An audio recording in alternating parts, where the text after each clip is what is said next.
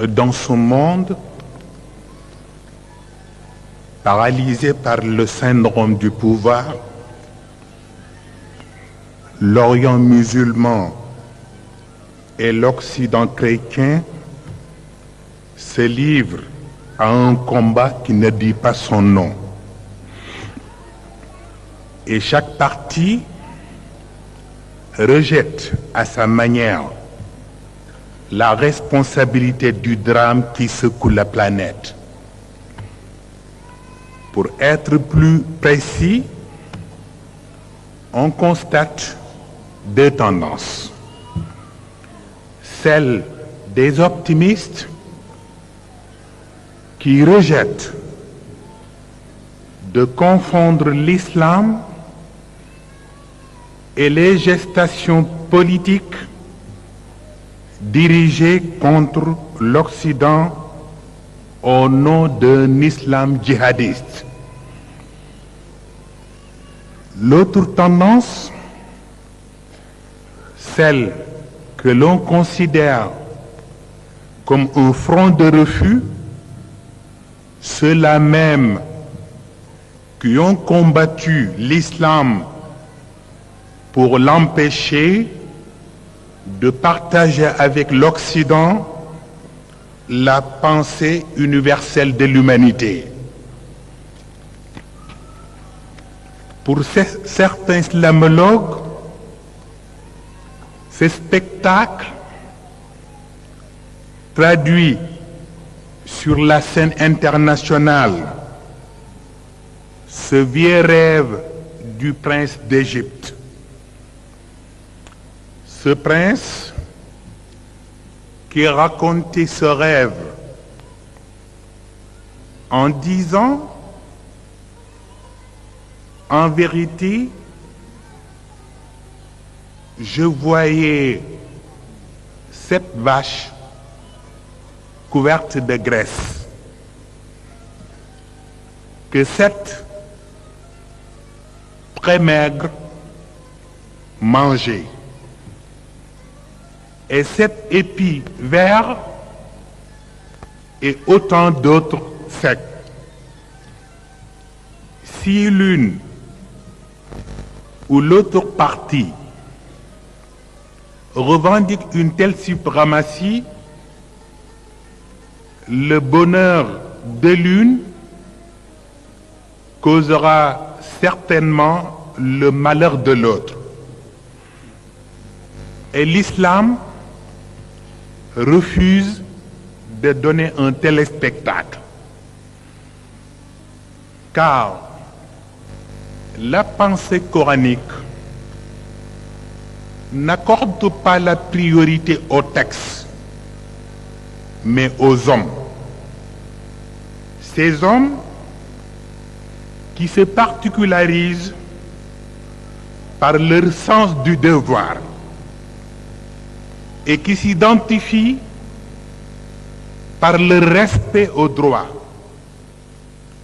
Sans cela, notre monde continuera de souffrir à cause du fanatisme des uns et la folie des autres. Si l'islam résiste pendant 15 siècles aux caprices et aux perversités, c'est pour offrir à l'humanité ses services et ses compétences qui ont interposé comme une sorte de régulateur pour empêcher le haut des uns de piétiner le bas des autres.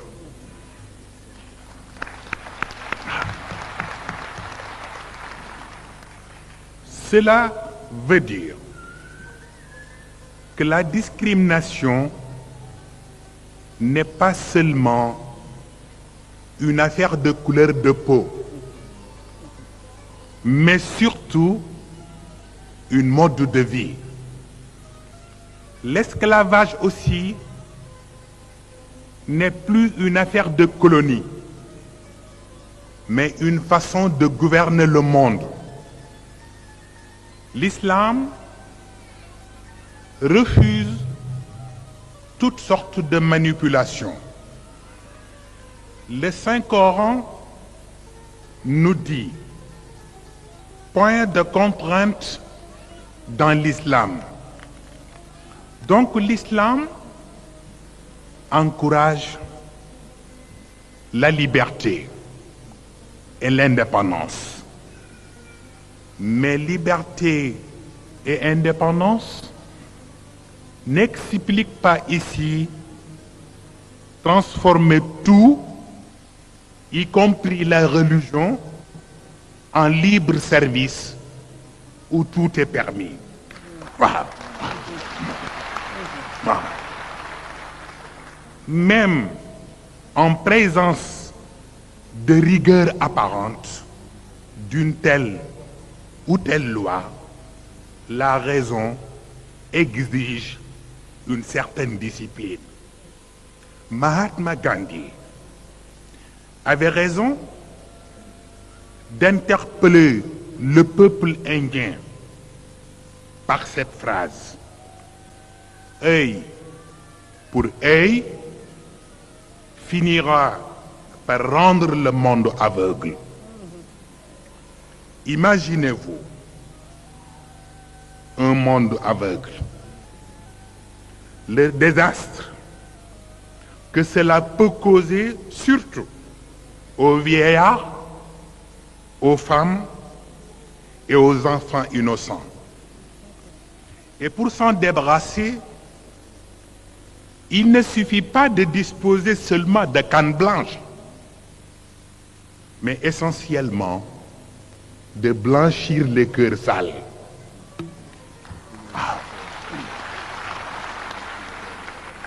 Malheureusement,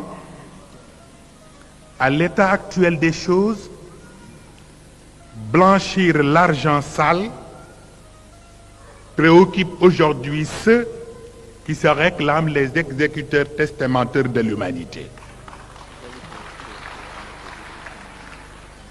Est-ce qu'il est tolérable? Est-ce qu'il est tolérable en ce troisième millénaire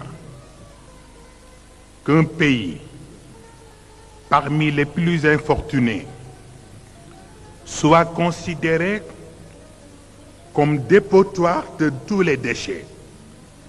Je ne dis pas toxiques, mais alimentaires et monétaires. De famine en famine et de dévaluation en dévaluation. Une sorte de cobaye où tous les tests les plus indignes sont autorisés. L'Afrique, ce continent sacrifié, est devenu aujourd'hui comme une scène de corrida et dans laquelle les gens du Nord et les gens du Sud prennent place pour regarder ce taureau, ce pauvre taureau noir, condamné à mort avant de faire sa rentrée en scène. Achevé ensuite par la pointe d'une épée. Il disparaîtra à jamais sous la pluie des applaudissements, mais sans tambour ni trompette. Les guerres entre religions font des milliers de victimes. Les guerres civiles et les génocides aussi, sans oublier la mendicité libéralisée. Ni l'Église, ni la mosquée, ni l'État n'est disponible pour trouver des solutions aux crises. Car chaque institution se contente davantage d'ériger des édifices qui souvent sont vides d'occupants, car l'occupant ne se sent plus en sécurité derrière 4 murs, souvent cimentés par un idéal conflictuel. Et si les uns considèrent les religieux comme des intégristes purs et durs, les autres, eux aussi, considèrent les laïcs comme des intégralistes qui cherchent toujours à être les seuls gendarmes du monde. Dieu, dans sa bonté divine, s'il raconte dans le Coran ce fameux débat entre lui et les anges au sujet de la candidature d'Adam comme prince éduqué sur terre, où le refus des anges n'était qu'une crise de confiance engendrée par leur pessimisme antérieur.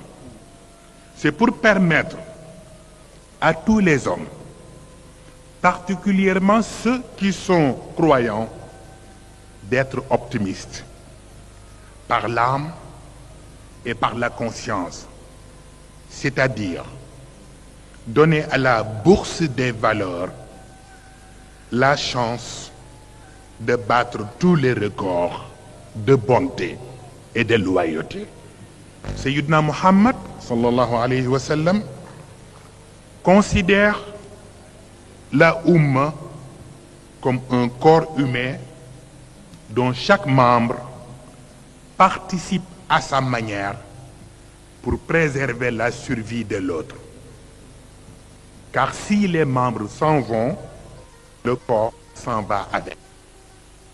Une sorte de cohabitation pour le meilleur et pour le pire s'impose, mais à une seule et unique condition: il s'agit de détruire ce mur de séparation qui s'appelle la haine.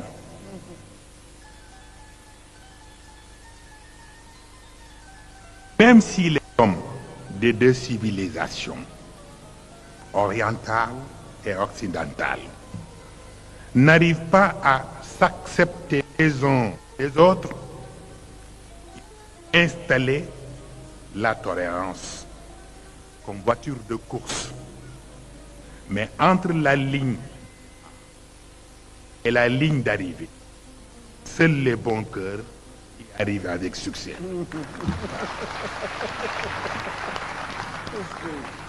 Certes,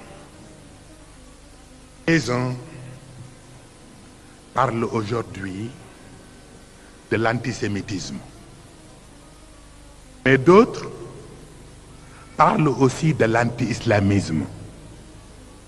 Et nos frères chrétiens se cachent quelque part pour calmer le jeu.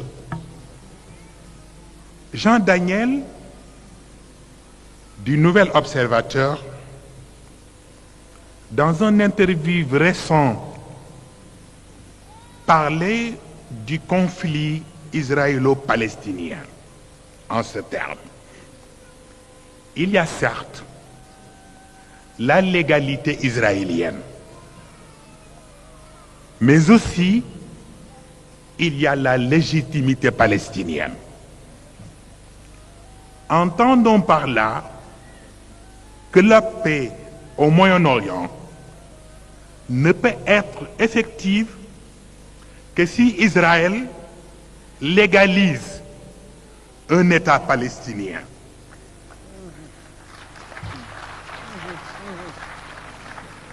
Et la Palestine de légitimer le peuple juif d'Israël. Tant que l'opinion des uns et des autres campe sur un État sans terre et une terre sans État, il risque de basculer les deux peuples dans une guerre où l'étoile de David ne cohabite jamais avec le croissant musulman. Donc, pour réconcilier l'Orient musulman et l'Occident chrétien, il faut nécessairement optimiser le pessimisme. Optimiser le pessimisme des gens et pessimiser l'optimisme des autres. Et pour obtenir un résultat positif, il faut deux conditions. Une, que les médias occidentaux cessent de montrer au monde un islam de clichés qui dénature la nature profonde du musulman. Deux, que les oulémas musulmans cessent de diaboliser l'Occident aux yeux des générations montantes et de faire d'eux les ennemis éternels de l'islam. Dieu, créateur des univers et des hommes, n'a ni patrie, ni famille, ni peuple élite. Il est toujours là, à la portée de tout le monde, tant que cela contribue au bien-être de l'humanité. Dieu, notre Seigneur, partout. Au bon entendeur, salut. Wassalamu alaikum wa rahmatullah.